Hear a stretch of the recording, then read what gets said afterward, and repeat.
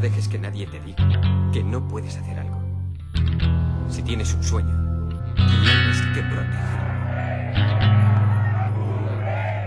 Las personas que no son capaces de hacer algo te dirán que tú tampoco puedes.